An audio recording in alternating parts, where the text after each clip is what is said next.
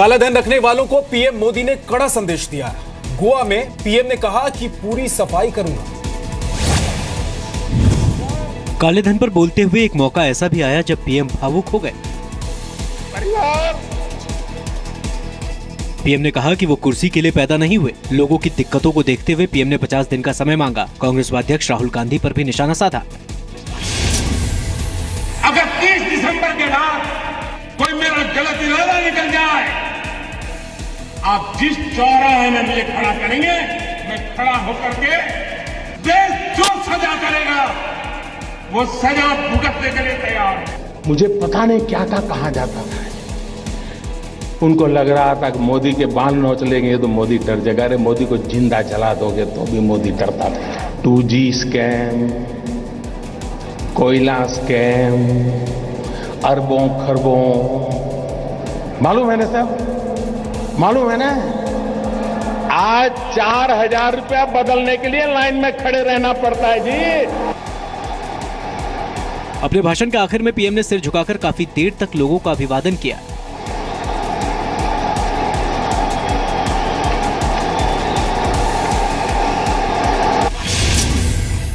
PM ने कहा कि काले धन के बाद वो बेनामी संपत्ति वाले लोगों के खिलाफ कार्रवाई करेंगे। पीएम के मुताबिक 10 महीने पहले नोट बैन पर सीक्रेट ऑपरेशन शुरू किया गया था।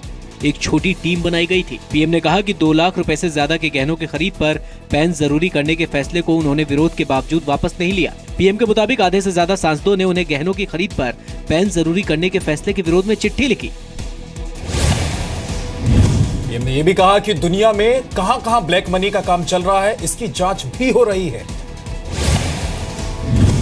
पीएम के भाषण का राज्यसभा सांसद डॉक्टर सुभाष चंद्रा ने स्वागत किया है। दूसरी तरफ विपक्ष इसे नाटक बता रहा है।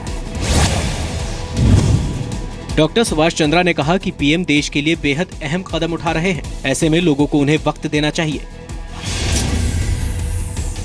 प्लीज बेयर पेशेंस रखिए। 60 वर्ष की जिंदगी रहती है हमारी एवरेज इंडियंस की। क्या उसमें से 50 दिन देना कोई कठिन है जो आज आपके प्रधानमंत्री ने मांगे हैं? कांग्रेस ने आरोप लगाया कि पीएम गरीबों का अपमान कर रहे हैं। सीपीएम के मुताबिक 50 दिन का समय मांगकर पीएम लोगों को बरगला रहे हैं। पहले भी इन्होंने गलत बयानी की थी, गुमराह किया था। अब हिसाब देने का समय है प्रधानमंत्री जी।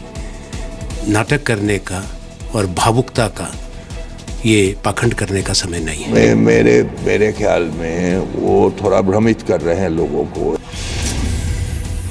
8 नवंबर की आधी रात से 500 और 1000 के नोट चलन से बाहर हो गए।